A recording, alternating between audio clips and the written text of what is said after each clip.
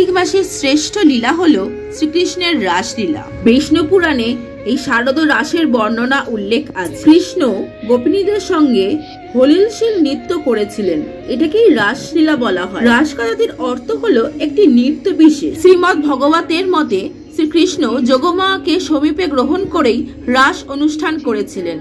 বস্ত্র হরণের দিন গোপিনীদের কাছে শ্রীকৃষ্ণ প্রতিজ্ঞা করেছিলেন যে পরবর্তী পূর্ণিমা তিথিতে তিনি রাসলীলা করবেন। তাই গোপিনীদের কথা মতো শ্রীকৃষ্ণ সমুধুর বংশীর ধ্বনিতে মুগ্ধ হয়ে গিয়েছিল গোপিনী বিন্দু।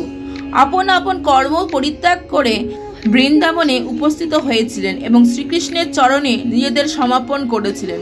প্রথমে শ্রীকৃষ্ণ গোপিনীদের স্বগৃহে ফিরে যেতে অনুরোধ করেছিলেন এবং বলেছিলেন তাদের সংসার ধর্ম হচ্ছে শ্রেষ্ঠ ধর্ম, তাদের চলে যাওয়া উচিত সেখান থেকে। কিন্তু গোপিনীরা নিজেদের মতে দৃঢ় ছিলেন শ্রীকৃষ্ণের ভক্তির অধীনে। এখন শ্রীকৃষ্ণ গোপিনীদের দৃঢ় ভক্তি দেখে তাদের মনোকামনা পূর্ণার্থে রাসলীলা আরম্ভ করেন। কিন্তু যখন শ্রীকৃষ্ণ তাদের অধীন বলে ভেবে গোপিনীরা মনের অহংকার পূর্ণ করে, তখনই শ্রীকৃষ্ণ গোপিনীদের মধ্যে পরিত্যাগ করেন এবং শ্রীকৃষ্ণ রাধাকে নিয়ে উধাও হলেন। গোপিনীবৃন্দ নিজেদের ভুল বুঝতে পারেন। ভগবানকে একমাত্র আমার বলা, অহংকার করা বেকার, সেই কারণেই তারা কৃষ্ণকে হারিয়েছেন।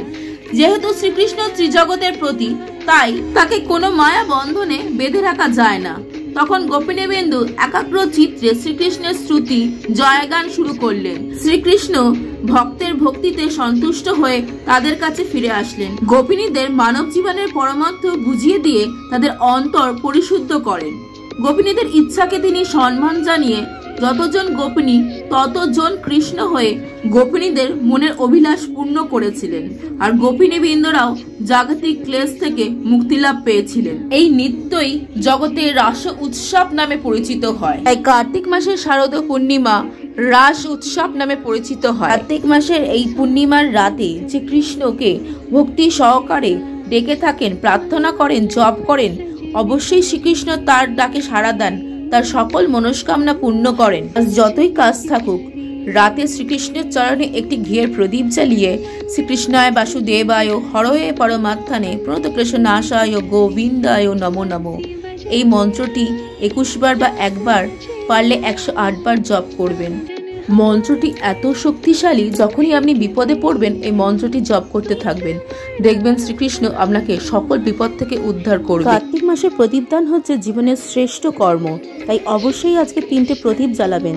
তার মধ্যে একটি প্রদীপ দেবেন আপনার ঠাকুর ঘরে শ্রীকৃষ্ণের চরণে, আর একটি তুলসী মঞ্চে, আর একটি যে কোনো জলাশয়, যদি জলাশয় না থাকে তাহলে যেখানে জল রাখেন আপনার গৃহে সেখানে জ্বালিয়ে দেবেন। চ্যানেলটিকে সাবস্ক্রাইব করে পাশে থাকুন। জয় শ্রীকৃষ্ণ। রাধে রাধে।